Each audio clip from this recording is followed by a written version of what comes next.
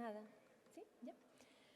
Muy buenos días, estimados participantes, ponentes, investigadores y colegas. Los invitamos a tomar asiento. Bienvenidos a la última jornada de la 16ª Conferencia Interamericana de Educación Matemática. Todos estos días hemos sido testigos de lo que el maestro Paulo Freire, uno de los más importantes pedagogos brasileños, afirmaba: enseñar no es transferir conocimientos, sino crear posibilidades para su propia produção ou construção. Ensinar não é transferir conhecimento, mas criar as possibilidades para a sua própria produção ou a sua construção. A continuación, damos inicio a la mesa plenaria titulada Nuevas perspectivas del uso de tecnologías digitales en la educación matemática. Para ello nos acompañan distinguidos expositores: Dr. Manuel Santos Trigo, Dra. Michelle Artig, Dr. Ricardo Poveda, Dr. Marcelo Bairrao. A continuación, le cedo la palabra a la doctora Sara González. Buenos días, voy a presentar al doctor Ricardo Poveda, quien es el coordinador de esta mesa plenaria. Ricardo Poveda Vázquez es académico de la Escuela de Matemática de la Universidad Nacional de Costa Rica. Las líneas de investigación que ha desarrollado han estado vinculadas con la resolución de problemas, el pensamiento funcional en niños y el uso de recursos tecnológicos en la clase de matemática.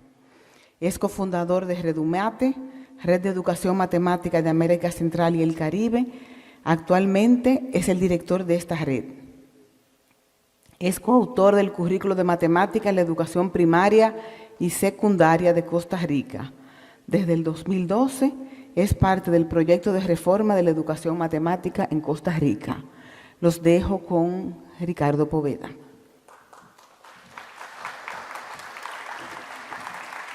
Buenos días a todos y todas. Muchas gracias por estar aquí el día de hoy. Tengo el honor, desde que Ángel me comentó, Ángel y el CAE me comentó, de poder presidir esta mesa redonda, y he tenido el honor de poder conversar en muchas ocasiones con los tres colegas que les voy a presentar en estos momentos. Michelle Artig tiene, tras su doctorado en lógica matemática, se ha adentrado en el campo de la matemática educativa. En este campo, más allá de contribuciones teóricas sobre las relaciones entre la epistemología y la didáctica, la ingeniería didáctica, el enfoque instrumental y más recientemente el networking de teorías y estudios comparativos. Sus principales áreas de investigación han sido la enseñanza y el aprendizaje de las matemáticas a nivel universitario y especialmente la didáctica del cálculo y el análisis, la integración de las tecnologías digitales en la educación matemática. Actualmente es profesora emérita de la Universidad de París, Cité, y ha sido vicepresidenta del ICMI de 1998 al 2006 y luego presidenta del 2007 al 2009.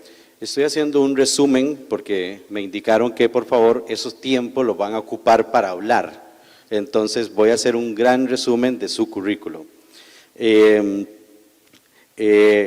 Nuestro colega Marcel Bairrao es profesor de la Universidad Federal Rural de Río de Janeiro, doctor en Educación Matemática por la Universidad de Barcelona y postdoctoral en Educación Matemática por la Universidad de Rutgers y la Universidad de Turín, coordinador del Grupo de Estudios de Investigaciones sobre las TIC en Educación Matemática, editor asociado de la revista de Investigaciones en Educación Matemática de Barcelona y del Boletín GPEN de Río de Janeiro. Fue coordinador y actualmente enseña el programa de posgrado en Educación y programa de posgrado en Educación en Ciencias y Matemáticas. Fue presidente de la Sociedad Brasileña de Educación Matemática del 2019 al 2022. Y nuestro compañero, colega Luz Manuel Santos, es investigador titular del Departamento de Matemáticas del Centro de Investigaciones y Estudios Avanzados, el CIMBESTAP, y miembro del Sistema Nacional de Investigadores Nivel 3. Estudió Física y Matemática en el Instituto Politécnico Nacional y el doctorado en Educación Matemática de la Universidad de British Columbia, Canadá.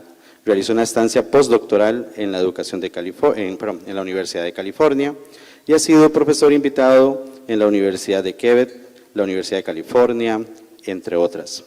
Ha dirigido varios proyectos de investigación con financiamiento externo en el área de resolución de problemas matemáticos y el uso de la tecnología digital. Su área de investigación se relaciona con analizar y caracterizar los procesos de resolución de problemas que manifiestan los profesores estudiantes en la construcción o desarrollo del pensamiento matemático. Como lo pueden ver, es un gran resumen del currículo de cada uno de ellos que hoy nos van a deleitar con esta mesa.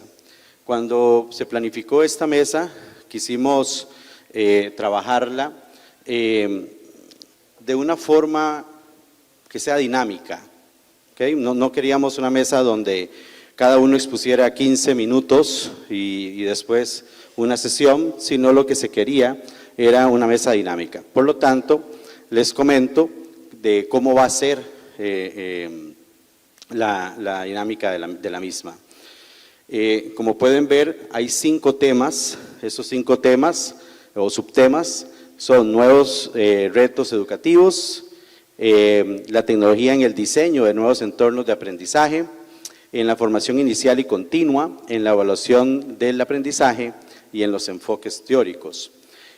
Para cada uno de esos 5 subtemas, cada uno de ellos va a tener aproximadamente 3 minutos para comentar, dialogar, exponer.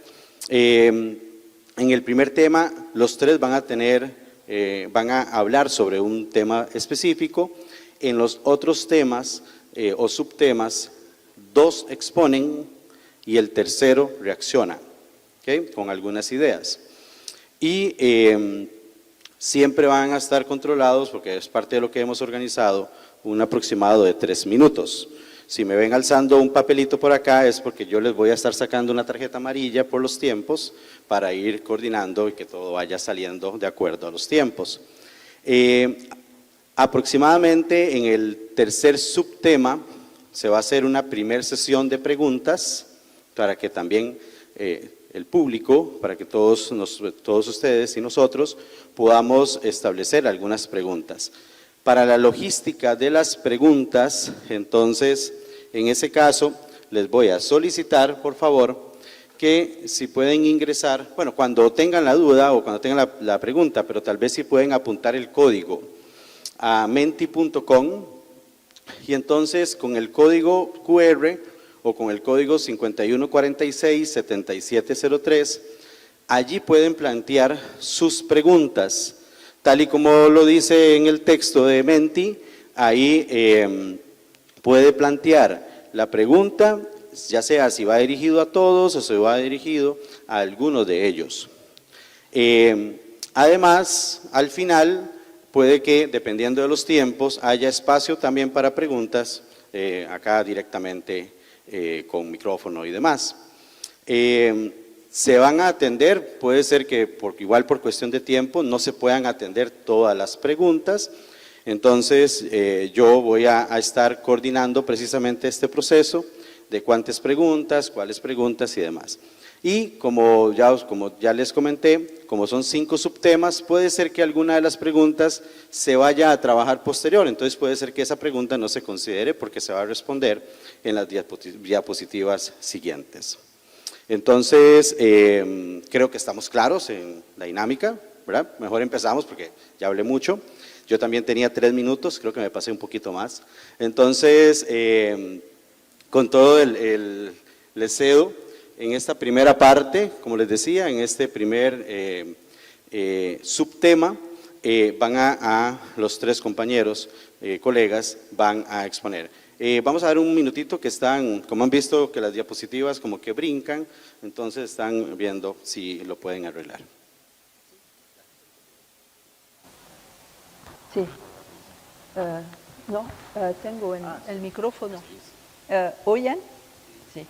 No cuenta en los 3 minutos eso. El primer tema es la tecnología en los nuevos retos educativos y hay 3 subtemas. Y el primero que me toca hablar es la tecnología al servicio del desarrollo de una ciudadanía crítica.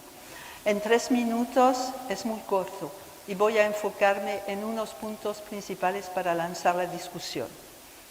Primero, concordemos todos que no es fácil entender la complejidad del mundo actual y los grandes retos a los que se enfrenta la humanidad. Es difícil dejarse seducir por discursos que niegan esta complejidad y desarrollar una verdadera ciudadanía crítica. Y también concordemos que la educación debe ayudarle, y especialmente la educación matemática.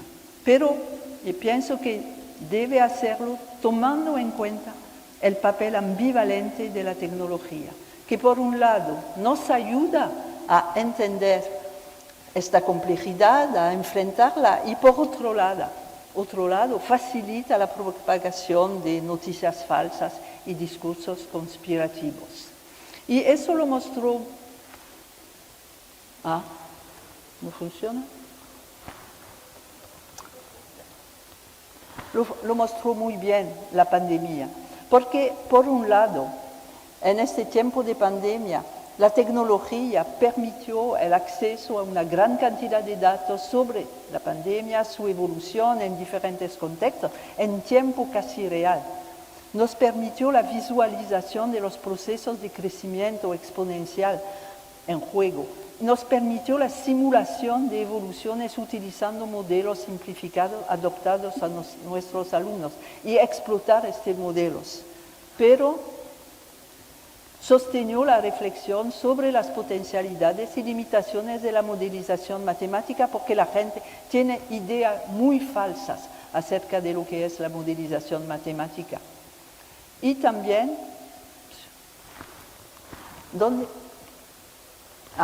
y también ayudó a compartir ampliamente el impresionante número de recursos producidos por la comunidad científica y educativa, a intercambiar sobre nuestras experiencias respectivas, nuestras dificultades, nuestros éxitos. Y si quiero ayudar a añadir algo para acabar, es que si queremos hacer eso, se necesita una enseñanza de las matemáticas abierta. Primero, abierta a las otras disciplinas, porque todos estos retos actuales no se pueden resolver dentro de la matemática misma. Y se debe pensar también en las relaciones posiblemente diferentes de las diferentes disciplinas con las tecnologías. Pero no basta eso. Se necesita también que la enseñanza matemática sea abierta sobre las comunidades y sobre sus usos de las tecnologías. Porque si se quiere ir más allá de la comprensión, hasta la acción, se necesita relaciones con comunidades fuera de la escuela. Y solo mencioné para acabar este proyecto europeo en que estoy metida como experta científica, el proyecto MOS, que se dedica exactamente a esto. Y dentro de los 3 últimos años, a pesar de condiciones que todos conocen muy difíciles, dentro de estos proyectos hemos conseguido desarrollar más de 500 proyectos entre escuelas, comunidades y empresas sobre asuntos medioambientales. Y si quieren conocer más, pueden mirar al sitio.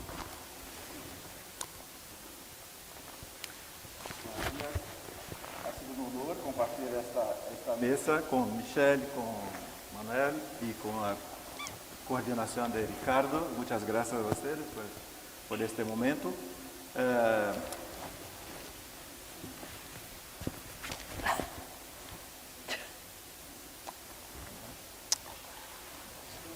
No sé.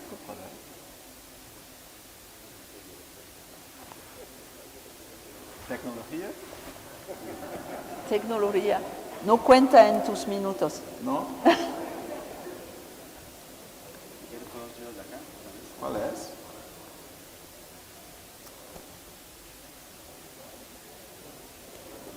¿No? Dame a mí para Bueno, yo he elegido esta imagen al principio porque es una imagen que pues suena en primer momento graciosa, pero se circuló bastante esta imagen en las redes sociales en los tiempos de pandemia. Yo creo que vosotros la han visto.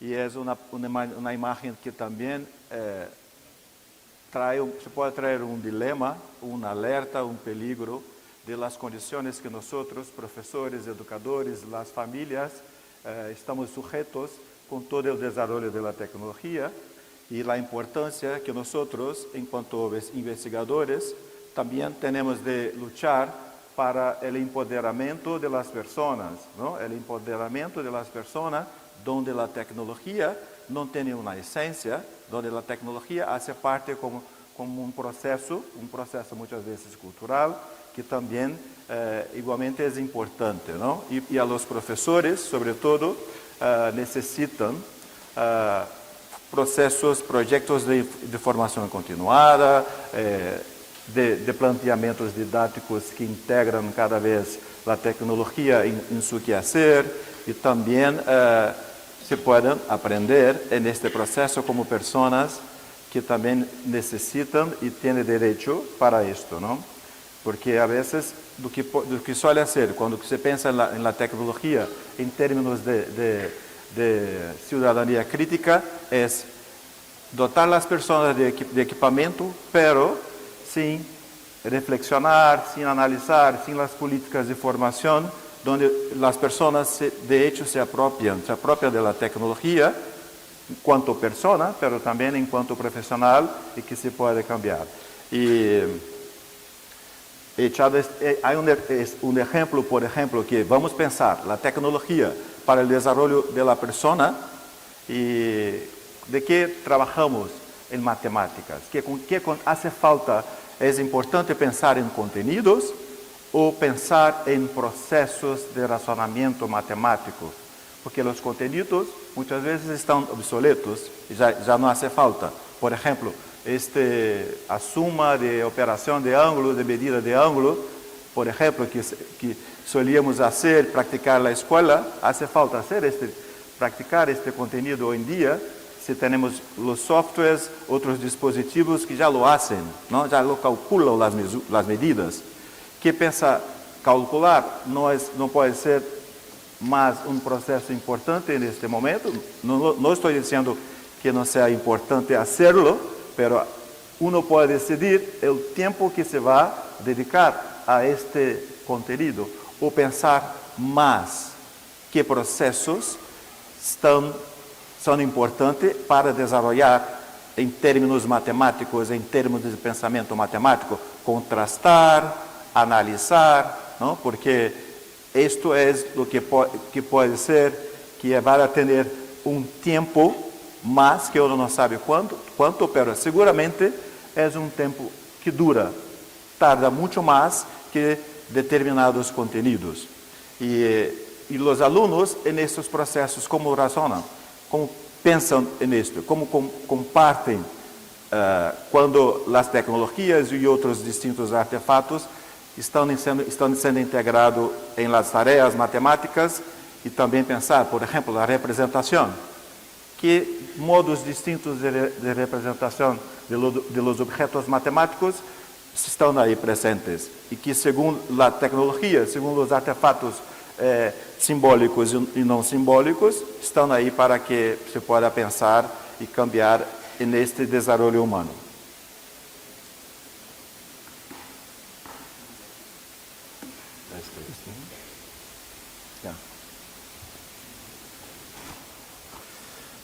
Bueno, yo también me uno al agradecimiento al comité organizador y al comité local, a los dos, por la invitación y por darnos la oportunidad de compartir aquí algunas ideas.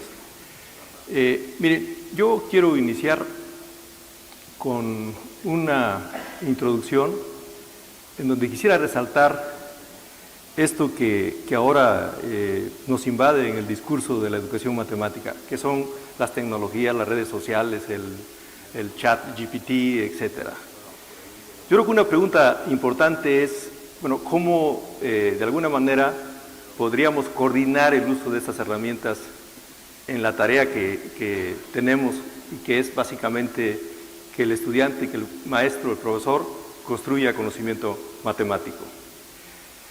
Miren, rápidamente quisiera resaltar de que si uno le pone atención al desarrollo de la disciplina, a la matemática, aquí hay dos actividades importantes. Una es la formulación de problemas. Identifico a los problemas también, por ejemplo, la formulación de conceptos también. Y la otra componente es cómo resolver esos problemas.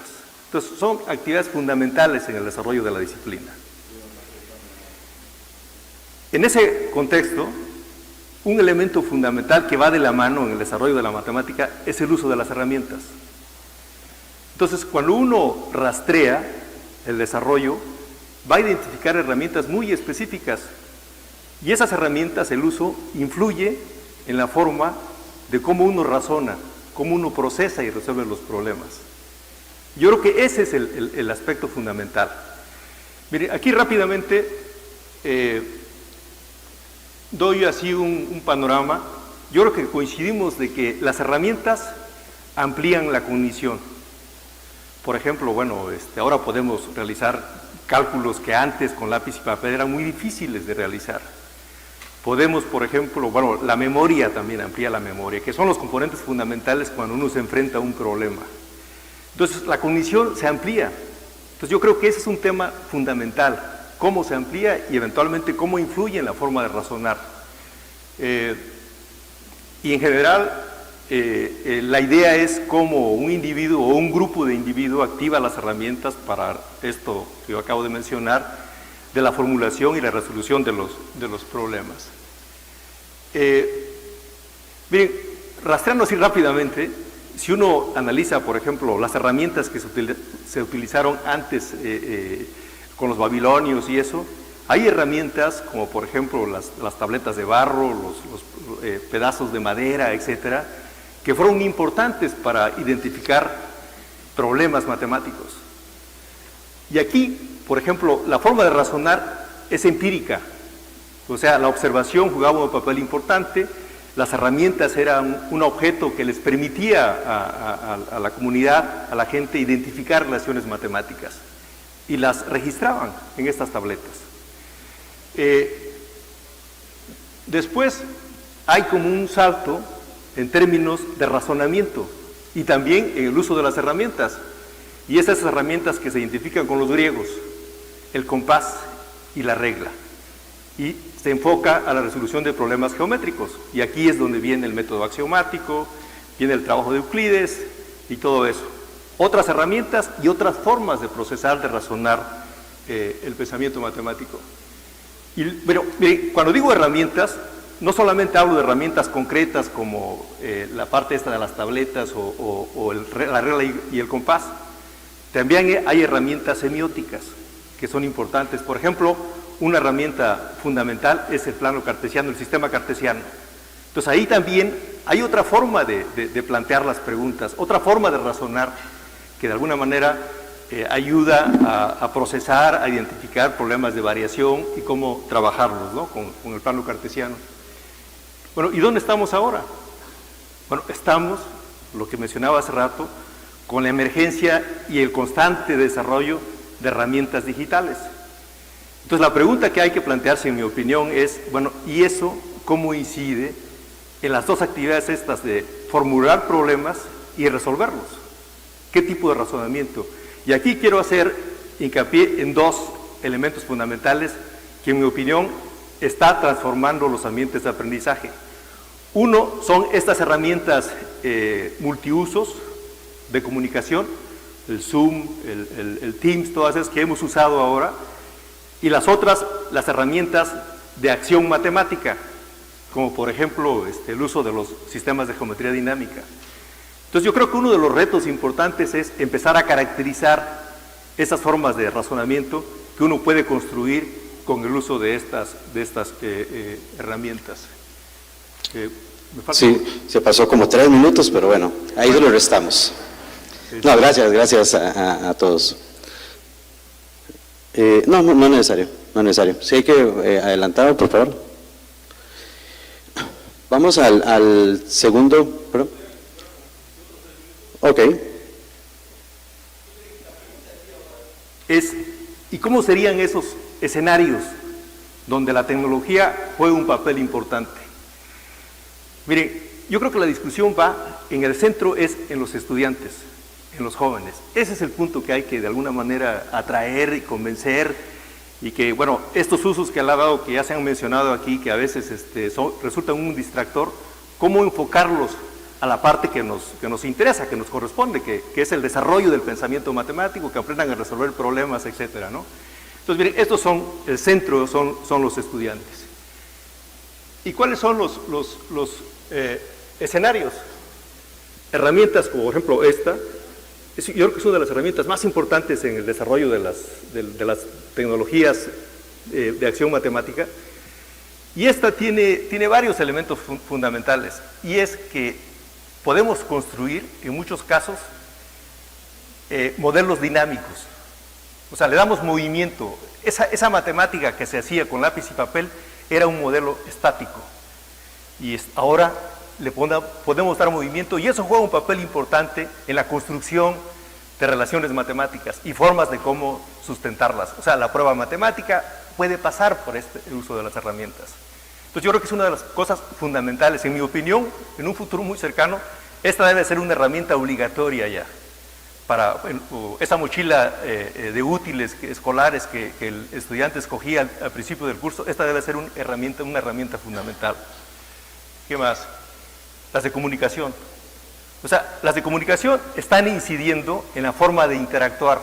Bueno, todos coincidimos de que para entender un concepto, resolver un problema, es importante comunicarse, discutir, compartir ideas, preguntarse, etcétera. Bueno, aquí están las herramientas que empiezan a romper la geografía, ¿no? Ya no importa dónde esté ubicado un estudiante que quiera aprender, puede comunicarse con otro que esté en el otro lado del mundo, ¿no? A lo mejor el único problema podría ser a veces el horario o el lenguaje, que también ya está en proceso de desarrollarse. Otras plataformas. O sea, el joven está utilizando las plataformas. Esta fue una de las más plataformas utilizadas durante la pandemia.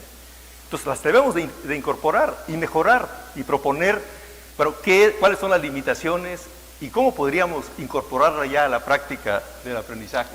30 segundos, Manuel. Miren, bueno, ahora también se rompe esto traemos el móvil, traemos la tableta, ya es otra forma de interactuar. Bueno, esto ya no es mío ya. Bueno, es mío, pero era para otro. Podemos pasar a la siguiente. Gracias, Manuel. Hay muchas cosas, muchas cosas por qué hablar, muchas cosas de hablar. Sin embargo, para poder atender todos los subtemas que tenemos que, ¿verdad?, ajustarnos. De hecho, precisamente, voy a volverme acá un momento. El segundo subtema es debido a lo que hemos pasado en todo el mundo, una pandemia, confinamiento.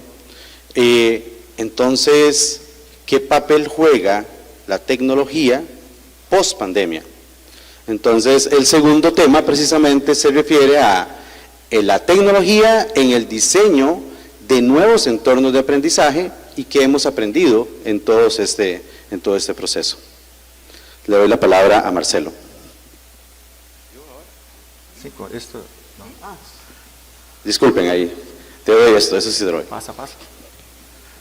Bueno, yo se les voy a presentar ahora un ejemplo un poco más concreto de lo que hacemos con profesores, con futuros profesores, con alumnos en escuela, sobre todo en contenido de geometría, porque en Brasil todavía necesitamos practicar más la geometría en la escuela, y a veces trabajamos con los contenidos que están prescritos en los currículos, y a veces trabajamos con contenidos que ya no están más en el currículo. Por ejemplo, se los presentaré un ejemplo de alumnos de secundaria que estão trabajando con isometrías en entornos de geometría dinámica. Utilizamos todos que están gratuitos, disponibles, y GeoGebra y todo. Utilizamos también las tabletas, los celulares inteligentes, los smartphones. Y una de las particularidades, cuando uno piensa que la tecnología, estos entornos, están en las tareas matemáticas, hay que pensar que a veces el cambio de un icono cambia toda la naturaleza de la actividad, del modo de la persona interactuar y actuar y aprender, ¿no? Entonces, procedimientos, conceptos, modos de representación que suelen estar, generalmente están integrados, pero se puede pensar en términos de cambios. Entonces, te voy a presentar, es un ejemplo de tarea que el alumno tiene que utilizar. Hay un triángulo, ellos tienen que construir lo que vamos a llamar de estrella, ¿vale? Y tienen que construir procedimientos y después construir en el dispositivo, en el software, y después explicar a sus compañeros, amigos, cómo lo hizo y comparar los modos. Yo creo que ahora necesito ayuda con el video. No, ya está. Van a ver un poco lo que hacen los alumnos. Este es un trabajo de un alumno, de un profesor que trabaja con nosotros, se llama Alexandre Assis.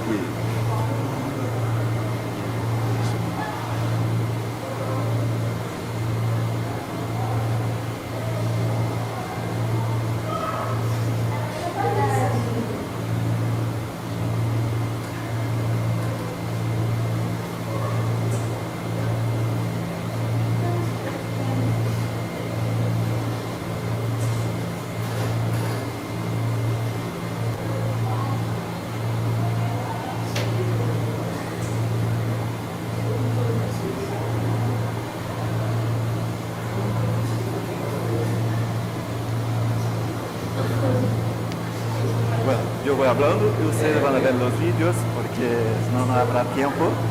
La idea es esto: contenidos que no están en el currículo, alumnos que no han estudiado geometría, no han tenido experiencia con la tecnología, pero cómo se puede desarrollar procesos ahí. Ellos piensan bien, hacen la rotación, aplican la simetría de un modo bien más naturalizado e integrado, porque hay un escenario que también se favorece, ¿no? Y ahí estamos añadiendo el modo también, como ha dicho Manuel, de modos simbólicos, ¿no? Los gestos, los toques en pantallas, como otros modos también de cognición, de pensar, pero sin olvidar las escrituras, los registros escritos, hojas de íconos donde el alumno apunta lo que significa cada ícono, y si la hoja es suya puede aclarar, depende de lo que van a interactuar con sus compañeros, interactuar con los colegas.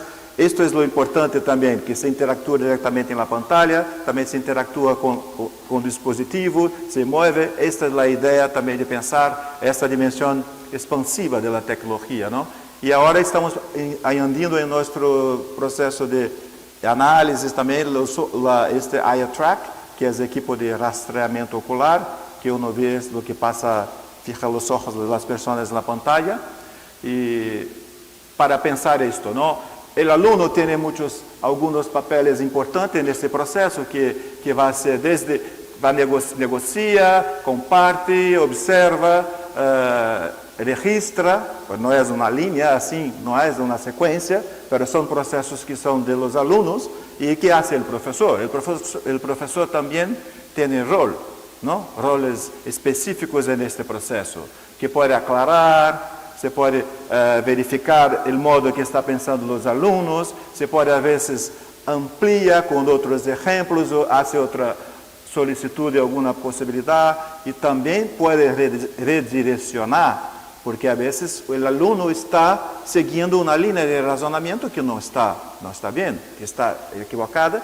Después de un tiempo el profesor necesita hacer este proceso, y esto es que llamamos este proceso que la persona se pone en la posición de autor, ¿no? Que piensa y razona individualmente, momentos individualmente, pero también en el momento que es potencializado por el colectivo.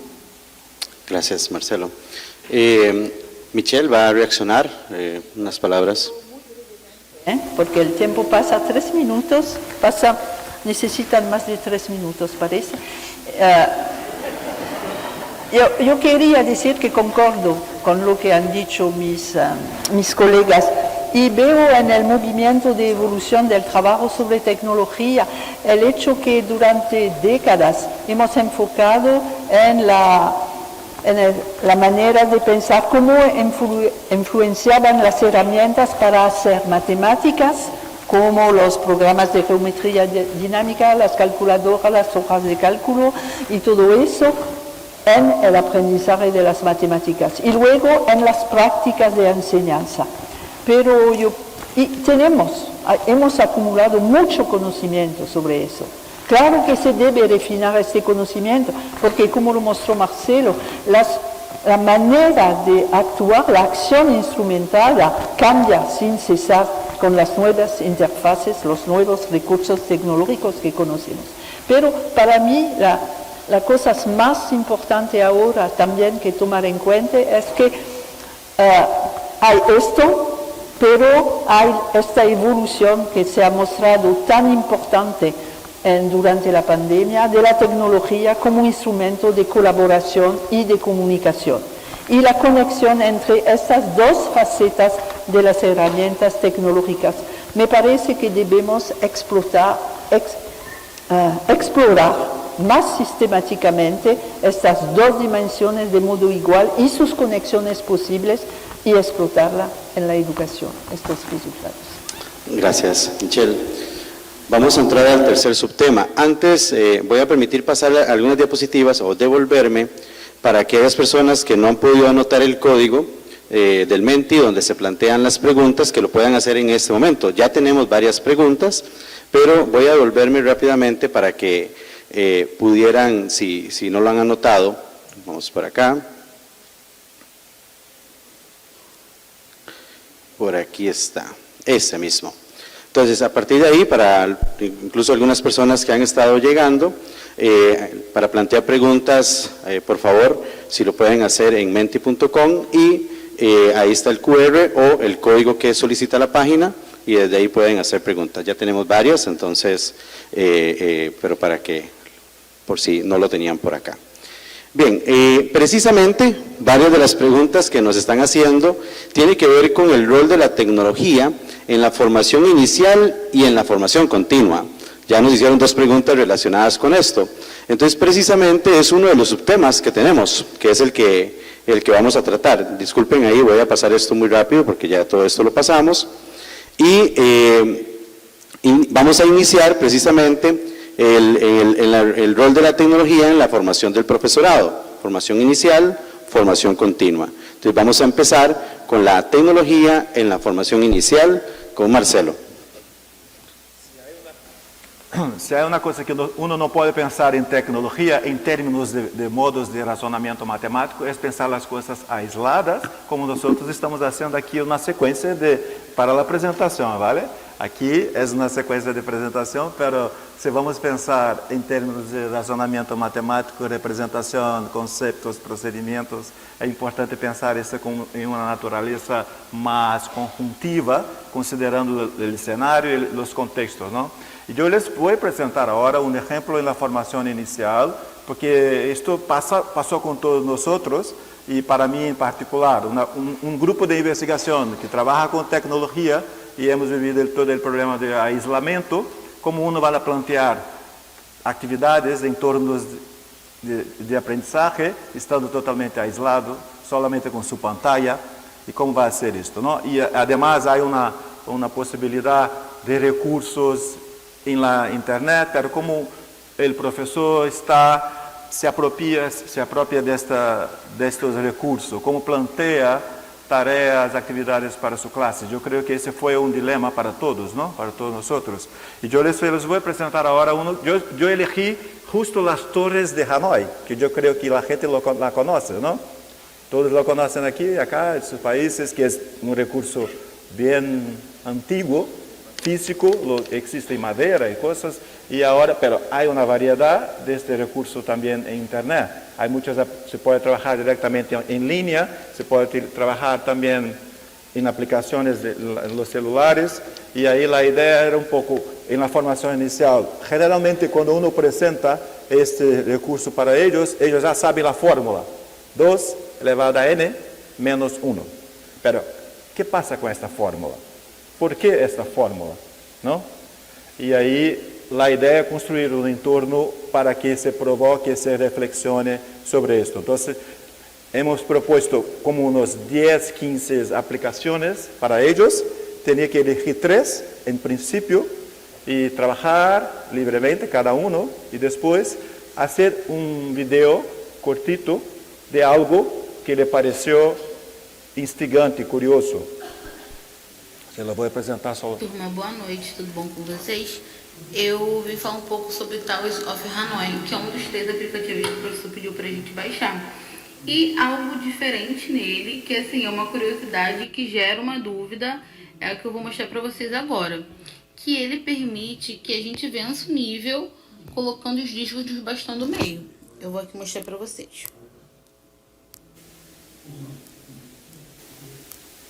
Ó, colocando aqui no bastão do meio, dá parabéns, ganhamos, ok. Agora vou colocar no último, né? Que é o que os outros pedem pra gente fazer. E dá a mesma mensagem. E até aqui nas instruções desse jogo específico fala, né? Na número 1, que é pra gente mover todos os discos para qualquer outra torre. Então, assim, esse em específico tem essa diferença. Que a gente pode mover os discos para qualquer outra torre, não precisa ser necessariamente para a torre mais à direita. Então, esse daí Es esto, ¿no? Elige uno, hace una práctica y puede añadir alguna cosa, alguna curiosidad, pero un video bien cortito, comparte con los grupos.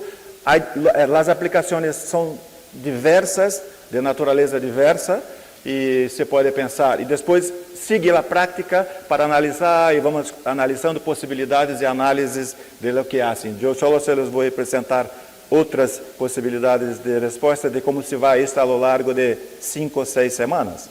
Y cómo van a se construyendo, después se van trabajando, interactuando, van a ver los movimientos de cada pieza y a veces hay torres que las torres están en línea y hay otras que están en modo triangular. Entonces esto también cambia el modo que los alumnos van a razonar y cómo van a veces representar, por ejemplo, van a hacer una tabla y ahí se percibe que hay un movimiento que se da una forma de matriz y ahí se va, alumnos esses son futuros profesores de matemática que están al fines de curso y ahí se va a hacer un poco modos más numéricos y pensar cómo funciona cuando tiene un disco, cuando tiene 2, 3.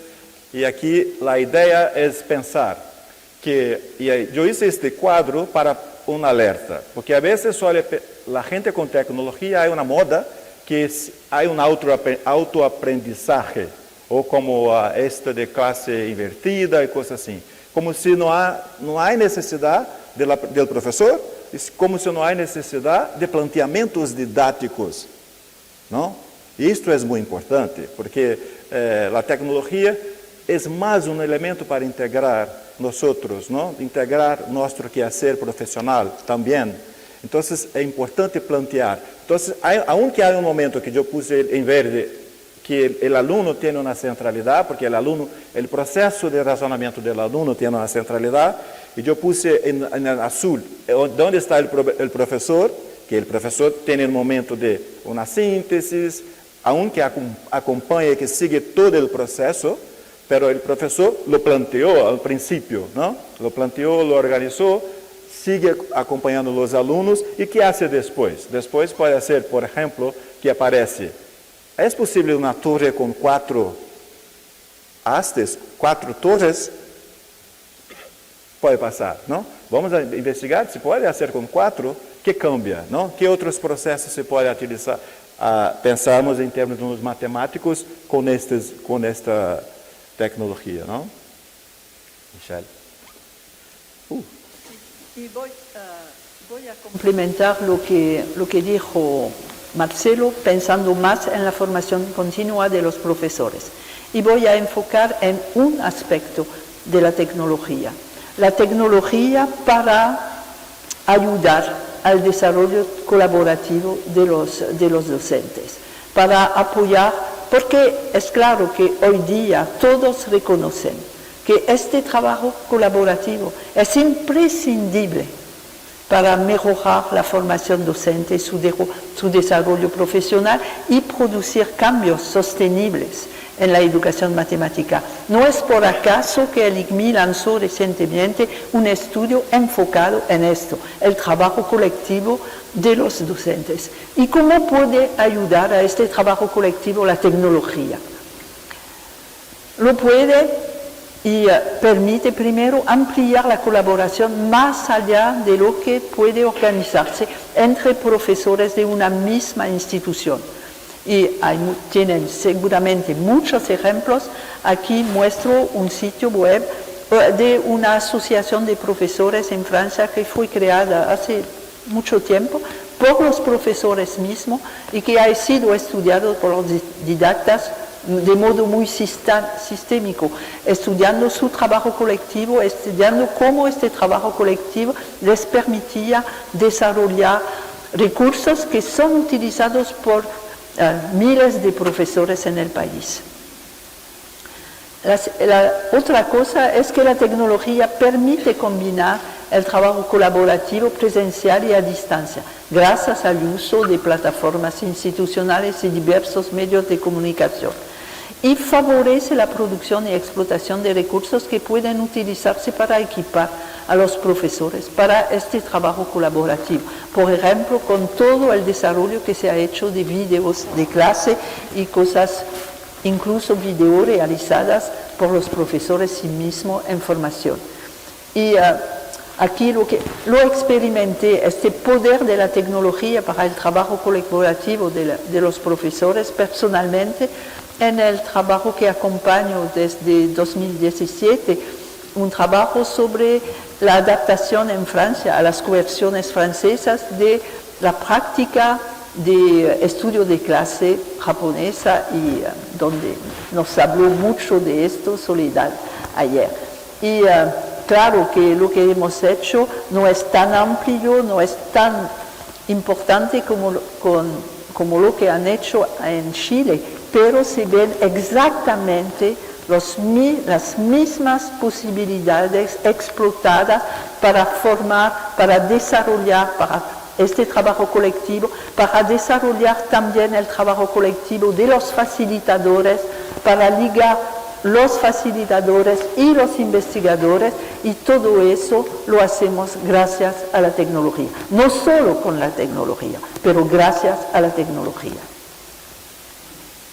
Sin embargo, sea cual sea el potencial que ofrece esta tecnología, me parece importante subrayar que el trabajo colectivo de los profesores se ve obstaculizado por limitaciones culturales y condiciones de trabajo extremadamente desfavorables en muchos países. Y pensando en esto, no debemos ser ingenuos, debemos pensar en todas estas dificultades y cómo les podemos sobrepasar, ayudar a sobrepasar.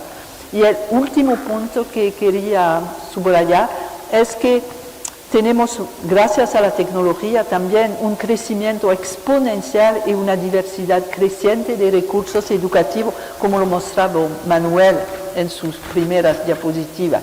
Y hay la necesidad de ayudar a los profesores a sacar provecho de esta diversidad.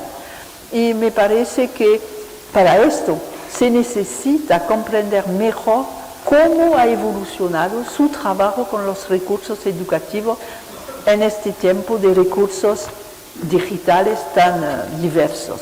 Y fue la razón porque se lanzó el desarrollo del enfoque documental de lo didáctico, que empezó a desarrollarse a fines de la primera década de los años 2000, y me parece que en la última década, gracias a este enfoque, pero en otros también, hemos aprendido mucho sobre cómo ha cambiado el trabajo documental de los docentes y cómo este trabajo se puede apoyar mejor conociendo cómo funciona.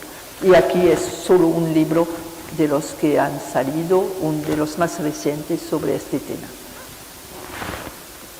Gracias, Michelle. Gracias.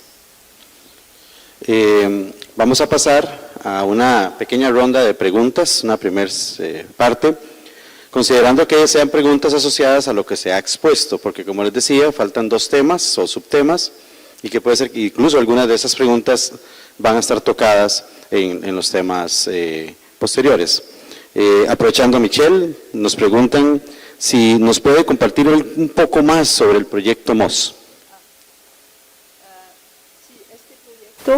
Fue lanzado, es parte de los grandes proyectos de Horizon 2023 en Europa, con financiamiento importante, y como todos los proyectos europeos hay muchos países y muchas instituciones involucradas. Pero en este proyecto hay 10 países europeos involucrados, hay 23 instituciones que son escuelas, que son universidades y grupos universitarios y también empresas que trabajan en cosas de medio ambiente.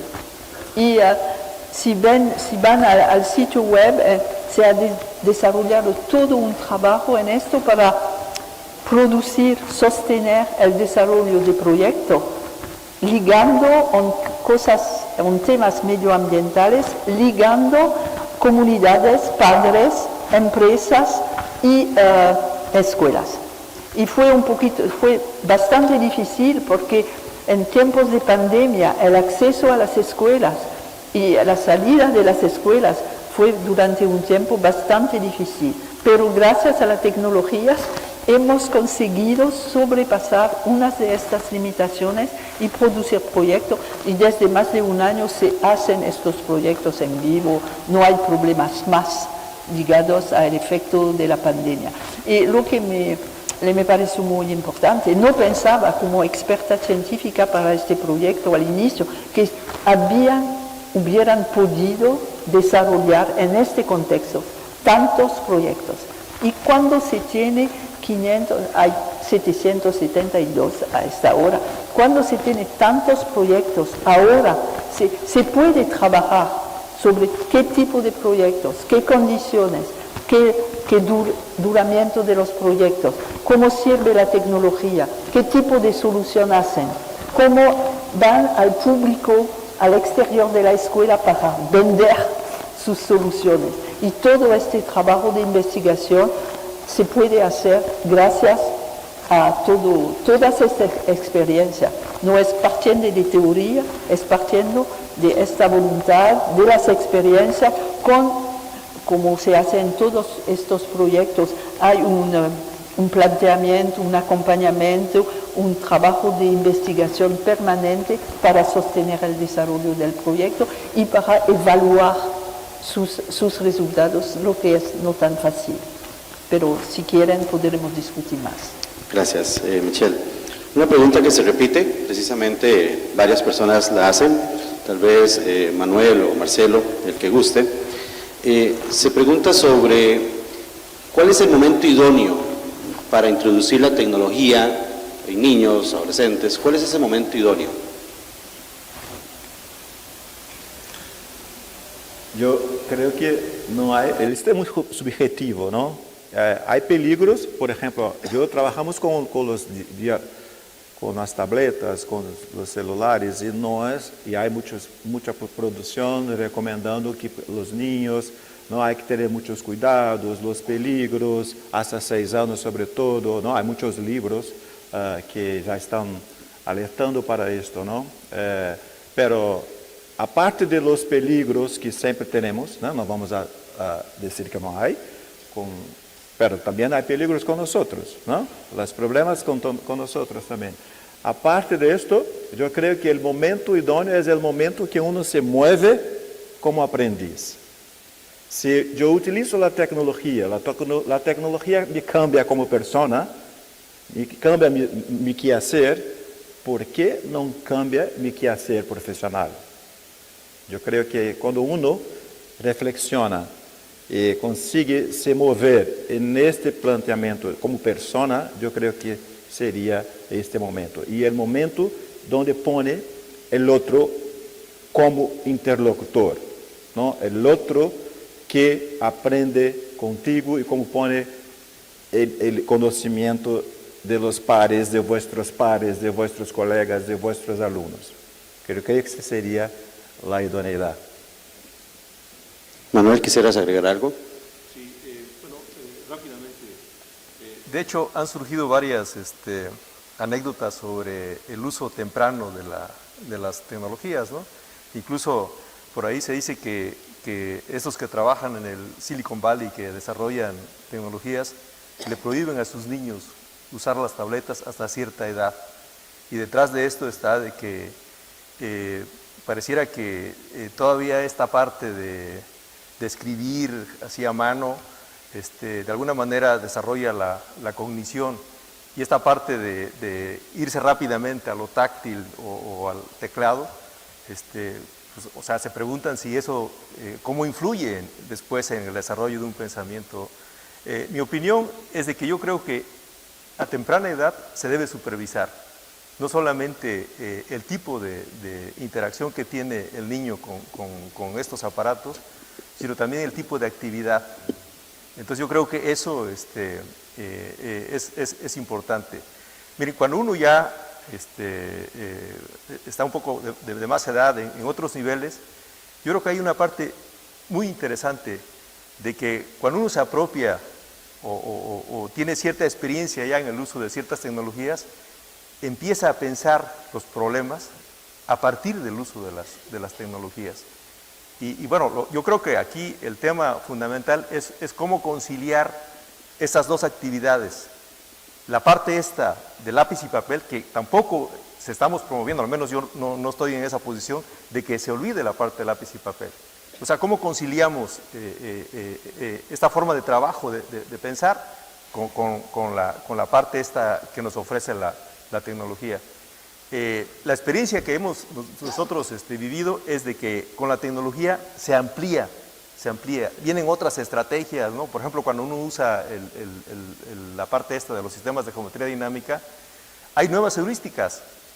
Por ejemplo, el arrastre ordenado es una heurística importante, el trazo de lugares geométricos. Entonces yo creo que esas son formas de razonar que de alguna manera abren la parte esta de las estrategias que antes se usaban con lápiz y papel, las clásicas, ¿no?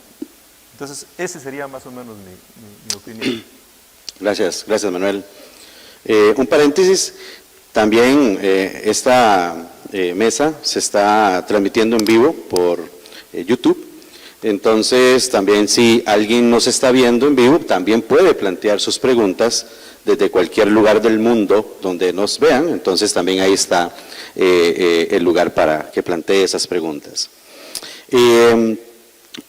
Otra pregunta que también se repite, ahí decido, bueno, más bien ustedes deciden quién la quiere contestar, tiene que ver con, hablamos hace un rato de los entornos, nuevos entornos de aprendizaje. Sin embargo, también hay, por decirlo de cierta forma, viejos entornos de aprendizaje donde se da el caso donde no hay tecnología. ¿Qué pasa? O sea, ¿cuál es, cómo llegar, cómo hacer eso? Porque inclusive lo vimos en pandemia, donde en muchos lugares no había acceso, no había conexión, etcétera. Entonces, ¿cómo tratar de eliminar esa brecha? Eso es una pregunta que creo que en todo el mundo se realizó, principalmente hace un año, 2 años, pero tal vez algunas ideas que podrían compartirnos. Si puedo decir una cosa, es que no creo en la digitalización de todos los entornos de aprendizaje y el poder de eso. Yo pienso en una cognición encarnada, como se dice, y con todos nuestros recursos corporales. Y por ejemplo, con los niños, al momento en que se desarrolla la relación con el cuerpo, pero siempre durante nuestra vida continuamos trabajando y apropiando esto, yo pienso que es muy importante utilizar materiales concretos utilizar cosas físicas que se pueden tocar, no solo en una pantalla. Y trabajar con esto y apropiarse el mundo, por ejemplo, en geometría, el mundo espacial que nos rodea en 3 dimensiones, en el mundo fuera, el mundo a nuestra dimensión, el mundo, y eso, todo eso no se puede hacer solo con una pantalla. Hay que pensar que la tecnología no es la vía real para todo. Tener cuidado. Gracias, Michelle. ¿Alguno de los dos que quisiera comentar algo adicional? Bueno, miren, nosotros en México también con esto del confinamiento, con esto de la pandemia, se identificó un problema de que las cosas que se estaban haciendo a través de estas tecnologías de la comunicación, pues no se podía por la señal de internet, no era robusta, y en unos lugares que no había señal. Entonces ahí, por ejemplo, la estrategia del gobierno, en principio se dieron cuenta de la importancia del acceso universal de internet. Entonces yo creo que la misma problemática generada por la pandemia planteó la necesidad y como un proyecto a desarrollar en todo el país. Pero, por ejemplo, ahí la salida de emergencia que se utilizó para que se pudiese llegar a todos los rincones del país fue la radio y la televisión comercial. Ahí, porque era la que más llegaba a todos los rincones. Miren, son procesos de desarrollo.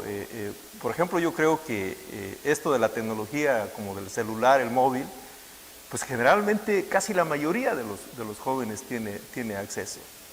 Sí hay lugares donde a lo mejor todavía esta parte no se desarrolla, pero es clarísimo de que hay una necesidad. Ahora, una salida parcial podría ser que los materiales que desarrollen no necesariamente se asocien con el uso de una señal de internet, y yo creo que eso es posible. Entonces, eso ayudaría para que se llegase a todos los lugares. Pero, en mi opinión, es clarísimo de que para que esto sea equitativo y llegue, la tecnología tiene que llegar a todos los entonces, ya son proyectos de gobierno, de país. Así como fue a principios del siglo esto de la alfabetización, que hubo campañas por parte de los gobiernos para que toda la gente aprendiera a leer y a escribir y una aritmética básica. Yo creo que ahora el proyecto es una alfabetización digital, y eso implica el desarrollo de una infraestructura para que esto llegue a todos los lugares, ¿no? É importante dizer que todos los entornos de aprendizaje hay tecnología, la escrita, los modos de expresión de oralidad y la tecnología a veces que la gente está preguntando más, que sería la tecnología informática, ¿no? Entonces es importante decir esto. Y la tecnología digital, las tecnologías digitales en red, todas van a hacer cambios y traer contribuciones y también problemas y cosas así, ¿no? Decir viejo, nuevo entorno de aprendizaje no me gusta. Nuestro grupo no habla de estas cosas porque eso es muy subjetivo. El nuevo para mí puede ser para usted, ¿no? Entonces yo pienso que esto es importante pensar y que podemos hacer una clase importante de matemática. Vamos a hacer mitad. Toma una hoja y vamos a construir mitad de esta hoja, ¿no? Analizar las mitad y vamos a hacer cosas y vamos... Bueno, una tecnología que no es digital, analógica, pero se puede hacer muchas matemáticas con esta tecnología. Hay que pensar, es esto, ¿no? ¿Cuál es el planteamiento didáctico? ¿Cuál es el papel, el rol del profesor, de los alumnos que se produce con esto, ¿no? Porque, otra vez, es siempre el peligro poner la potencia en la tecnología, ¿no? Es siempre importante pensar en la dimensión de lo que hace el humano con la tecnología. Gracias, Marcelo. Hay mucho más preguntas que posteriormente vamos a retomar, ¿okay? Vamos a continuar con el siguiente par de subtemas y que inclusive algunas de estas preguntas también están inmersas en lo que se va a exponer a continuación. Por ejemplo, Ya hay varias preguntas que tienen que ver con inteligencia artificial. Es uno de los temas que se va a hablar dentro de un momento. Entonces, uno de estos temas que vamos a continuar es la tecnología en la evaluación de los aprendizajes. Entonces, Michelle. Y en este tema voy a elegir un ejemplo, solo un ejemplo, y es un ejemplo sobre evaluación diagnóstica. ¿Por qué un ejemplo sobre evaluación diagnóstica? Porque me parece que esta forma de evaluación, como la evaluación formativa, son formas de evaluación que necesitan mucho más investigación y pensamiento que las evaluaciones sumativas que trabajamos tanto. Y también me interesa este ejemplo porque es un ejemplo de colaboración a largo plazo entre investigadores en didáctica de las matemáticas y informáticos especializados en entornos interactivos de aprendizaje. Y se ve la evolución de estas relaciones y de lo que producen en ese proyecto. Empezó de eso esta colaboración con la tesis de Brigitte Grujon, que era una alumna mía hace un montón de años, y trabajaba sobre, y en esta tesis desarrolló un modelo multidimensional de la competencia en álgebra elemental y un test diagnóstico asociado, y con la idea de recuperar los gérmenes de conocimiento algebraico en alumnos que no tienen éxito en álgebra. Y algo muy positivo e innovador en la época. Y esto atrajo el interés de informáticos y propusieron de automatizar el diagnóstico. Y fue un primer proyecto, el proyecto PEPIT. Y hay que decir que en este momento automatizar el diagnóstico planteaba retos informáticos muy importantes, porque había ítems como esto, donde los alumnos producían respuestas simbólicas, por ejemplo, para expresar el área de esta figura, y también debían explicar cómo lo habían hecho. Había que codificar, analizar, automatizar el análisis de estas respuestas. Necesitó varias tesis de informática para conseguirlo. Y había también retos didácticos, porque los profesores a los que se les proponían estas herramientas decían, es demasiado complicado, necesitamos una expresión del diagnóstico más sintética y pensamos que sería bien que nos apoyen para utilizar este diagnóstico para diferenciar el trabajo en nuestras clases, pero no diferenciar con cada alumno separado, con grupos de alumnos. Y por eso hubo otras tesis, ¿sí?, de didáctica para hacer perfiles de alumnos, categorizar los perfiles y diseñar tareas adaptadas a las necesidades de cada grupo. Ven aquí una forma de percibir. Y luego, más recientemente, se desarrollaron otros proyectos. Y en estos beneficiamos de los avances informáticos, en data mining, en inteligencia artificial y también de avances didácticos, por ejemplo, el modelo praxeológico de la teoría antropológica de lo didáctico. Y con eso pudimos pasar a un diagnóstico dinámico y no estático, que es algo mucho más interesante. Pudimos automatizar también las rutas de aprendizaje con un trabajo conjunto para definir retroalimentaciones epistémicas de alta calidad. Y esto se hace utilizando técnicas de inteligencia artificial para gestionar y mejorar estas retroalimentaciones. Voilà.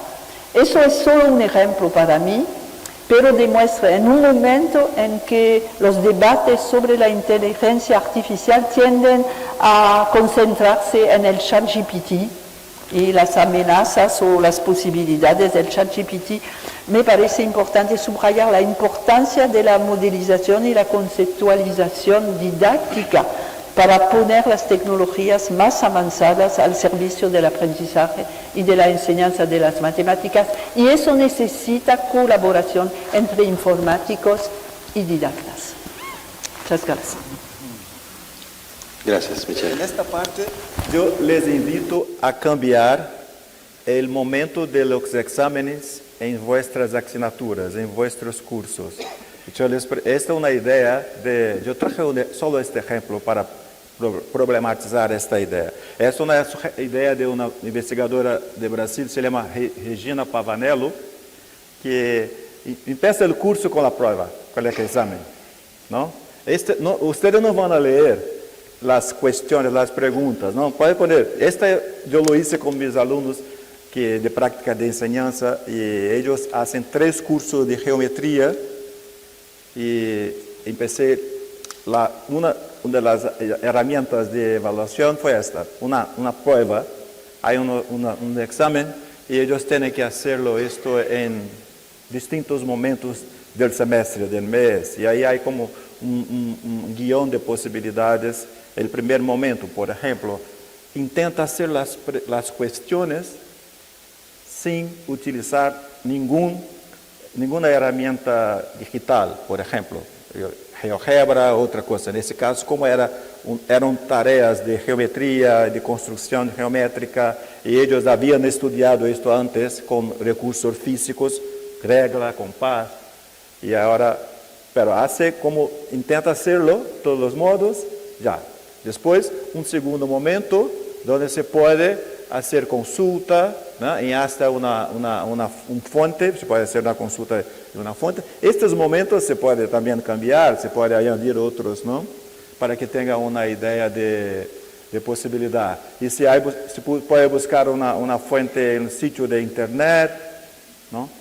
Y pensar en distintos, y ahí yo no les sugerí ningún momento para a cada 2 semanas o a cada 3 semanas todos tienen que hacer, enviar, bueno, hazlo y nos envía.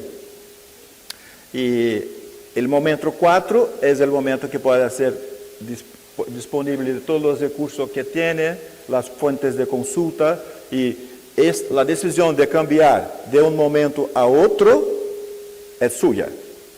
Cuando sienta que estás confortable, que no tiene pregunta, no tienes duda, puede cambiar. Pero al final tiene que decir todo el proceso suyo de aprendizaje, y si todavía quedan dudas, si todavía hay algo que te gustaría hacer de complementario, de cosas así, ¿no? Yo creo que esta puede ser una otra experiencia interesante, y ¿cuál es la idea? Que uno va a invitar las distintas tecnologías que tiene disponibles, distintos recursos y otras tareas, otros modos de pensar que están ahí añadiendo esto, porque estamos trabajando con futuros profesores que tienen que todo el tiempo pensar y reflexionar sobre su conocimiento, que es la dimensión personal, conocimiento también para que va a enseñar las matemáticas. Gracias. Manuel, si quisieras reaccionar, comentar, complementar. Sí, rápidamente. Miren, yo pienso que ese tema de la evaluación del conocimiento de los estudiantes está relacionado con 3 aspectos que en mi opinión son fundamentales. Uno es el currículum. O sea, cuando uno habla del uso, voy a ponerle la palabra coordinado y sistemático de diferentes tecnologías.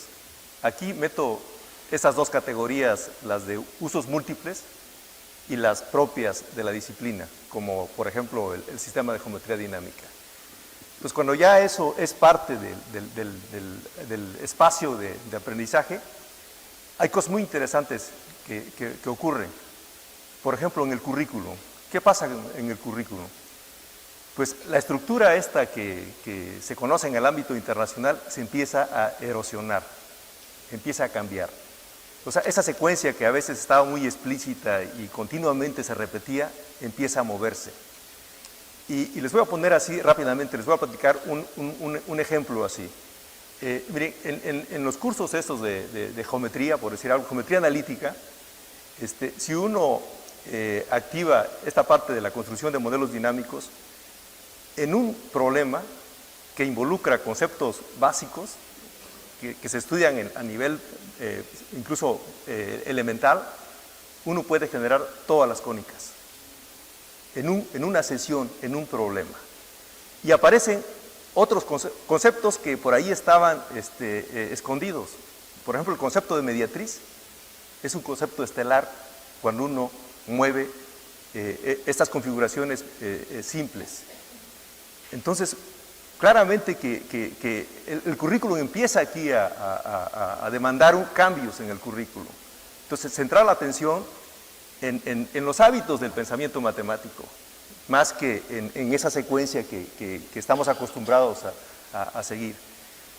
Bueno, el otro tema es no solamente el cambio del currículum, es en la formación de los profesores. O sea, para que el profesor vislumbre una forma distinta de evaluar a los jóvenes, pues debe vivir estas experiencias, debe trabajar las tecnologías y discutir qué es lo que está cambiando en el currículum. Y de hecho, esas experiencias de alguna manera le dan los elementos para ponerle atención qué es lo que se debe evaluar. Otro tema fundamental, miren, nosotros usamos un término ahí que le llamamos la bitácora digital. Una bitácora digital no es más que el trabajo del estudiante lo va a exhibir ahora, vas a ponerle en un muro digital.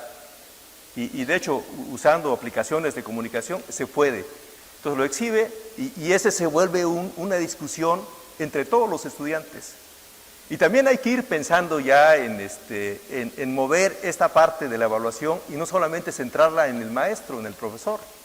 También que el estudiante empiece a monitorear su propio aprendizaje. Miren, en los materiales que hemos ahí desarrollado en esta fase del confinamiento, había este tema del diagnóstico. Entonces, asociábamos en la presentación de los materiales esos diagnósticos que son parciales o de inicio, cómo viene el estudiante, y de ahí empezamos el desarrollo Entonces, hay varios elementos que hay que atender. Lo que me queda claro, en mi opinión, es que las tecnologías están moviendo no solamente el currículum, no solamente la estructura de los espacios de aprendizaje. Incluso, mire, voy a poner esta hipótesis. Mire, yo creo que pronto se va a romper el modelo fijo de un profesor con un grupo de estudiantes. Y yo creo que el estudiante debe tener la oportunidad de interactuar con un grupo de expertos, no solamente con un profesor. Y además interactuar entre ellos como una parte fundamental que la tecnología ahora lo puede hacer posible. Entonces yo creo que hay que estar ya pensando en estos cambios que ahora podrían sonar radicales, pero son cambios ya que la tecnología está vislumbrando. Gracias, Manuel. Para ir finalizando, al menos la parte expositiva, vamos a terminar con el último subtema que se refiere a la tecnología en los enfoques teóricos. Entonces vamos a iniciar con la exposición de Michelle, luego Manuel y después Marcelo. Sí, desde casi 5 décadas, el trabajo sobre cuestiones tecnológicas en la educación matemática ha movilizado una gran diversidad de enfoques teóricos. Primero, para comprender los aprendizajes de los alumnos y estudiantes en entornos tecnológicos, para sostener su diseño y luego también para comprender las prácticas docentes. Y también hay que reconocer que este trabajo sobre tecnología ha sido fuente de muchos desarrollos teóricos. Desde el construccionismo iniciado por Simon Papert con el libro famoso publicado en 1980, y luego, para mencionar unos otros, el enfoque instrumental que iniciamos en los años 90, y para considerar el trabajo del profesor, los modelos como el modelo TIPAC y el enfoque documental de lo didáctico en este siglo que señaló antes. Y aquí ven unos libros, que ilustran, una selección de libros que ilustran esta evolución de los marcos teóricos y de las discusiones acerca de los marcos teóricos, desde el primero, Mindstorm, de Simon Papert, hasta la segunda edición del libro The Mathematics Teacher in the Digital Era, que ha sido publicado el año pasado. Por eso tenemos una multiplicidad de construcciones teóricas que han demostrado su eficacia para hacer progresar la investigación y apoyar la acción didáctica. Y nos podemos plantear, ¿se necesita aún más construcciones teóricas? ¿O por qué se necesitaría más construcciones teóricas? ¿Por qué no tratar de explotar mejor lo que ya tenemos? Yo pienso que hay esta necesidad de explotar mejor lo que ya tenemos y que muchas veces sobrevaloramos en didáctica en educación matemática la elaboración de unas construcciones teóricas sobre todo el trabajo que se necesita en la investigación. Pero yo pienso también que, claro, que hay evoluciones, siempre evoluciones tecnológicas, evoluciones científicas, evoluciones sociales en los usos de la tecnología, como hemos visto con la pandemia, que claramente necesitan refinamiento de marcos teóricos, no necesariamente nuevos, pero refinamiento de lo que conocemos.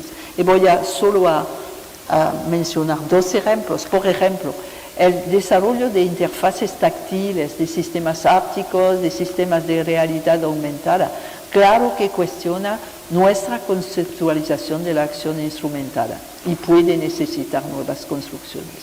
También la creciente importancia de las tecnologías de inteligencia artificial nos lleva a cuestionar el concepto de agency, del que hablaba Alan Schoenfeld el primer día, que no sé traducir en francés porque no existe, y su atribución únicamente a los seres humanos, y aquí hago referencia al trabajo de Marcelo Borba en este asunto. Y también hay necesidades teóricas que pueden resultar de las evoluciones curriculares recientes, y en particular una evolución que se vio muy bien en el estudio ICMI sobre las evoluciones curriculares que acaba de salir ahora y que todos pueden descargar, que dan renovada importancia al desarrollo del pensamiento computacional o algorítmico, a la programación y no solamente al uso de la tecnología para simulación, para representación, para todas estas cosas.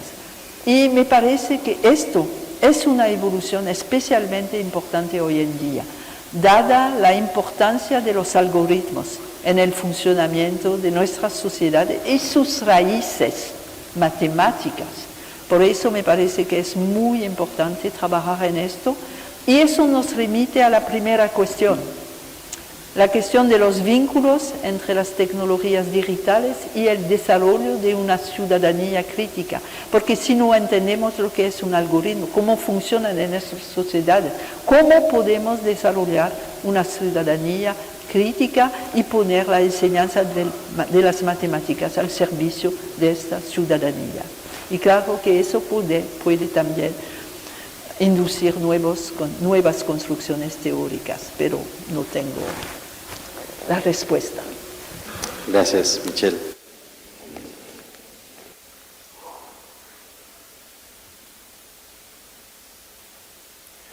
Miren, rápidamente, aquí tengo dos puntos que quisiera plantear en la discusión. Uno, sobre esto de los marcos teóricos, conceptuales. Hay diferencias, pero yo prefiero llamarle conceptuales. Miren, en la educación matemática como disciplina, lo que hemos visto es que han emergido múltiples acercamientos teóricos. Hay, en general, yo lo que he encontrado es de que casi cualquier grupo quiere distinguirse por el desarrollo de un marco propio. Y como que nos ha faltado una discusión sobre, ¿realmente son necesarios tantos marcos teóricos? ¿Para qué sirve? ¿Qué hay en común? ¿Por qué no reconocer de que hay cosas que pueden, realmente extienden lo que se presenta? Yo creo que esta discusión hay que plantearla a nivel de disciplina, en mi opinión. Y miren, para mí sí hay una necesidad ahora, con todo esto lo que ocurrió en el confinamiento, de repensar el quehacer en la educación matemática. No solamente la parte esta de nuevos temas. Mire, yo no comparto esto que a veces se repite, que durante la pandemia, durante el confinamiento, se perdieron aprendizajes y que hay que buscar un diagnóstico de qué es lo que ocurrió. En mi opinión, al contrario, se abrieron puertas. El estudiante entendió de que para comprender conceptos matemáticos o resolver problemas, puede ahora abrir, consultar, hablar con otros, buscar sin fronteras ayuda, consultar libros, etc. Realmente eso es el proceso de apropiarse o de construir conocimiento matemático. Entonces yo creo que en ese sentido hay una necesidad ahora de incorporar toda esta forma de trabajo de la parte estratégica, que a ver con quién hablo, qué consulto, qué materiales, etcétera, para tratar de entender que, en mi opinión, ¿por qué los marcos sirven para explicar los procesos de construcción de conocimiento matemático? Y se desarrolla un lenguaje, ¿no? Si uno habla de resolución de problemas, pues tiene que hablar de heurísticas, tiene que hablar de problemas rutinarios, problemas no rutinarios, etcétera, ¿no? Se habla de modelación, ciclos de modelación, etcétera, ¿no? ¿Cómo eso se interpreta ahora con la tecnología? Miren, por ejemplo, bueno, aquí, solamente para citar, dos marcos. Uno que viene de la parte de reflexión matemática, que es el trabajo de Polya, y otro que es la parte esta cognitiva, que es la parte de Alan Schoenfeld. El segundo, por ejemplo, es un marco que si no lo han leído, se lo recomiendo, e ilustra cómo armar un proyecto de investigación, un programa de investigación. Hay una revisión estricta de esa época, de lo que había sobre la resolución de problemas, de las preguntas importantes, de los problemas, pero en los dos marcos, que para el otro es desde el punto de vista de explicar cómo un experto resuelve problemas, solamente es el uso de lápiz y papel. Entonces, si uno incluso empieza a trabajar los problemas que vienen en esos libros, se da cuenta de que se abre el proceso, la forma. Incluso muchos de los resultados que describe Schoenfeld no tienen sentido con el uso de la tecnología. La tecnología abre otra forma de cómo representar, cómo explorar, qué preguntas, etcétera. Y yo creo que ese es el reto que tenemos ahora. Uno, revisar lo que tenemos críticamente, ser más humildes en el sentido de que no necesariamente un grupo que desarrolla un marco es mejor que otro, y tratar de plantear una discusión sobre la necesidad y cómo ir refinando este proceso de comprender, de interpretar las formas en que el estudiante construye conocimiento matemático. Sabes, Manuel, ha dicho antes de la mediatriz como un concepto estelar, ¿no? Yo voy a aprovechar este concepto para encaminar para terminar la reflexión. ¿Sabes por qué la mediatriz es un concepto estelar? Porque la mediatriz tiene una idea de equilibrio, ¿no? Una idea de equilibrio. Y la idea de equilibrio nos mueve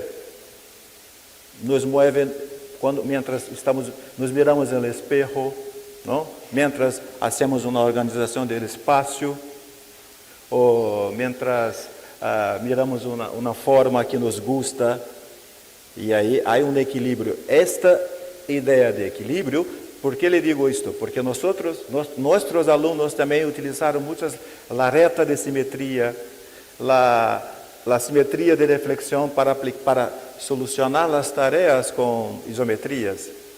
Y por eso, ¿por qué? Porque eso hace parte de nuestra cognición, que también es corporificada, ¿no?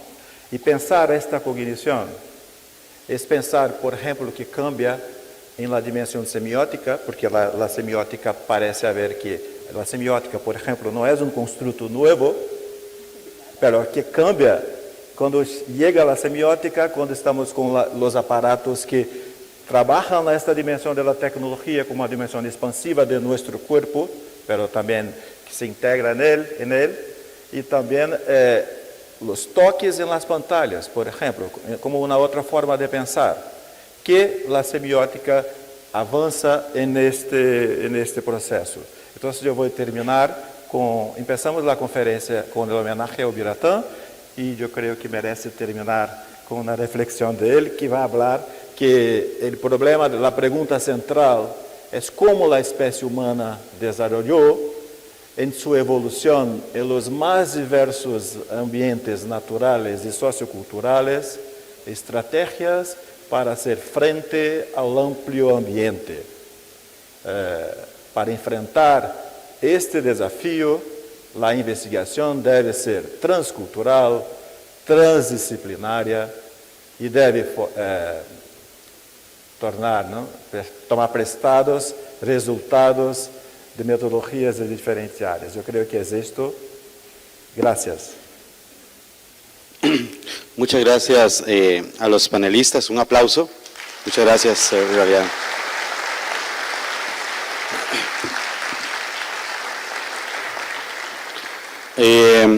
Tenemos tiempo para un par de preguntas. Voy a hacer una que enviaron a Menti y otra pregunta al público, pero solamente tenemos tiempo para esto. El que gusta contestar también. ¿En qué medida las inteligencias artificiales podrían ser una amenaza para la enseñanza y la docencia? ¿Cómo evitar o enfrentar esa concepción de amenaza?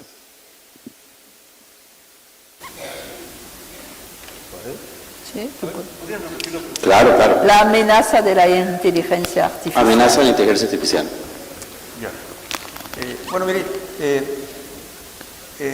rápidamente, esto del chat GPT, que bueno, ya aquí se ha mencionado, a mediados del mes de junio salió un borrador de un artículo que estaba en evaluación, y a grandes rasgos decía que las carreras de matemáticas, de computación y de ingeniería eléctrica que se dan en el Tecnológico de Massachusetts en Estados Unidos se podían cursar de manera exitosa usando el chat GPT. Y bueno, causó una controversia ahí de que cómo era posible y todo, e incluso algunos estudiantes de la institución con profesores quisieron replicar el estudio. Entonces, ¿cómo llegaron a esta conclusión los autores del estudio? Bueno, lo que hicieron fue recolectar los exámenes parciales que se resuelven en el transcurso de la carrera, los exámenes finales, las tareas, etcétera, y todo se lo preguntaron al GPT, a la herramienta, y llegaron de que un éxito total. Entonces, cuando estos que no les gustó y causó controversia, quisieron repetirlo. Y bueno, hubo varias críticas, desde esta oficial que planteó el MIT, era de que los datos que habían recogido no tenían permiso por parte de los instructores, de los maestros. En mi opinión, ese no es el argumento. Entonces, pero también siguieron investigando estos que quisieron replicar el estudio y encontraron que la forma de interactuar, o sea, los prompts que le metían a la aplicación, solamente expertos podían plantearlos para que llegara a la solución. Y además había otra cosa, de que le metían el prompt y si no respondía, se lo cambiaban. Y si no, se lo cambiaban y llegaban al resultado. Entonces lo que decían era, bueno, es que esto no se hace cuando se le pide a un estudiante que resuelva un examen. El estudiante se enfrenta al examen y si no lo resuelve, pues ahí se acabó, ¿no? Entonces, miren, pero ¿qué hay detrás de esto? Incluso ellos lo ponen, los autores del artículo. Dicen que bueno, la intención de ellos era que se revisara los requisitos para ingresar a estudiar matemáticas, computación o ingeniería eléctrica, o que se revisara también el currículo y cómo se preparaba a estos profesionistas. Y yo pienso que eso es el centro de la discusión. O sea, si el GPT de alguna manera está resolviendo esas tareas, aún con estos temas de cómo introducirlos, yo creo que es tiempo de reflexionar si realmente esta forma de formar a los estudiantes o a los profesionistas sigue siendo la misma con esto de las herramientas. O sea, más incluso, miren, entre las cosas que se discutieran era de que si se podía desarrollar otra herramienta que detectara el uso del GPT o otros escenarios. Decían, miren, lo que hay que hacer es por ejemplo, en literatura es muy común también de que esos ensayos te los haga la aplicación. Decían, en lugar de que se lleven el ensayo a casa, lo que hay que hacer es sentar a los estudiantes aquí y que hagan un primer borrador y luego ya lo continúen en casa. Miren, el tema, en mi opinión, es de que están estas herramientas y lo que hay que plantear es que hay que ajustar. A lo mejor ya no son los mismos problemas que hay que resolver ahora cuando uno estudia matemáticas. Entonces, ¿qué es lo que ahora? Yo creo que esa es la discusión que tenemos que poner aquí en la mesa. Gracias, Manuel. Tenemos tiempo para una pregunta del público. Entonces, bueno, ya atrás, rapidísimo, levantaron la mano. ¿Dónde está la muchacha que me va a ayudar con el micrófono? Vamos a ver qué se hizo. Ya va corriendo, va corriendo, va corriendo. Entonces, gracias. Atrás, en el puro centro. También le cuento el tiempo, 1 minuto y medio para plantear la pregunta, ¿verdad? Aquí se plantea, aquí tiempo para todo, ¿verdad? Allá atrás, al puro final. Nos dice el nombre y país también para... Meu nome é Roberto da Rocha Miranda, sou do Brasil. Aí eu queria fazer uma pergunta sobre as tecnologias assistivas para a educação matemática inclusiva. Quais são as principais tecnologias e qual é o futuro delas? Gracias.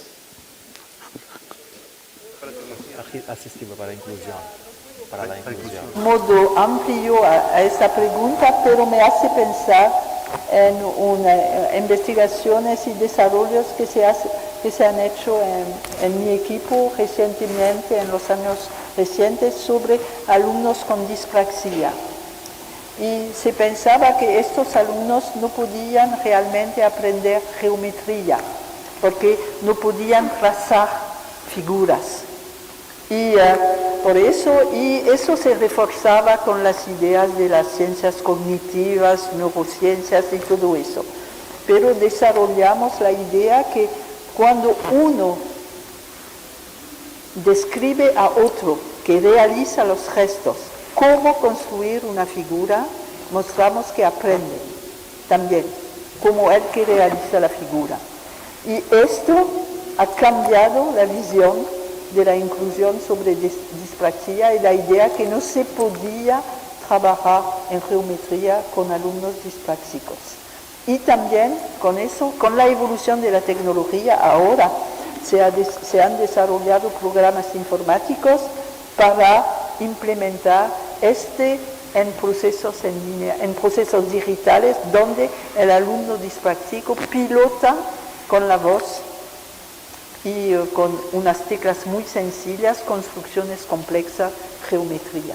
Y me parece que en esto es una idea de también cómo podemos ayudar a contrarrestar ideas falsas sobre las posibilidades de aprendizaje de los jóvenes y las no posibilidades de aprendizaje de los jóvenes, teniendo una innovación, una creación y utilizando tecnología para eso.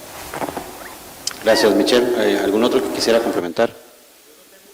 Tengo idea, sugerencias de tecnologías asistivas específicas para las particularidades de los sujetos, pero nuestro grupo que trabajamos un poco con la idea del diseño universal, que es construir tareas que se posibilitan distintos modos de comunicación, de interacción, con recursos integrados directos, que ahí se puede llegar a la gente y trabajar con distintas particularidades que se puede considerar, ¿no? Porque se puede pensar tareas un poco distintas, con recursos integrados distintos para los sujetos, a veces tareas que pueden trabajar más con gráficas o tareas que pueden trabajar más con números, depende de cómo los sujetos tienen sus dificultades, pero la idea también de integrar, estamos siempre atentos a la multimodalidad comunicativa y pensar como un paquete, ¿no? Que hay un grupo de elementos que están ahí interfiriendo los modos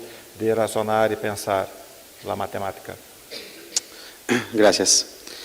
Bueno, a manera de cierre, es interesante porque cuando nos plantearon en primera instancia el título de más o menos de la mesa plenaria y cuando tuvimos la primera reunión, ya hace más de un año, planteamos esos 5 temas de los cuales trabajamos el día de hoy.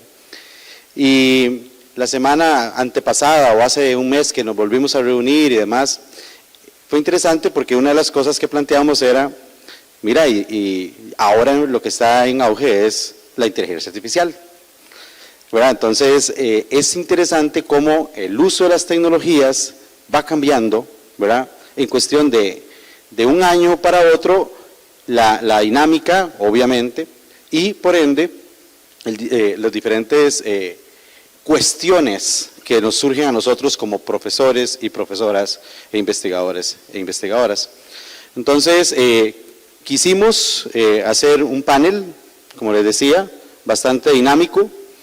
Sabemos que en 2 horas no se puede resolver toda esta temática, pero ojalá bueno, ojalá no, de fijo, que esto ha sido una excelente exposición y que nos sirva como también un punto de partida para todo, ya sea nuestras funciones como investigadores o como docentes. Entonces, un aplauso para los panelistas.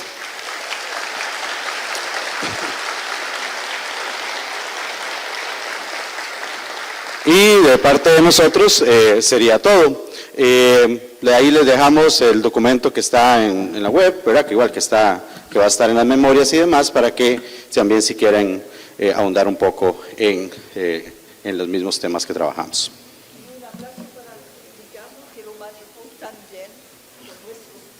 Y todo eso.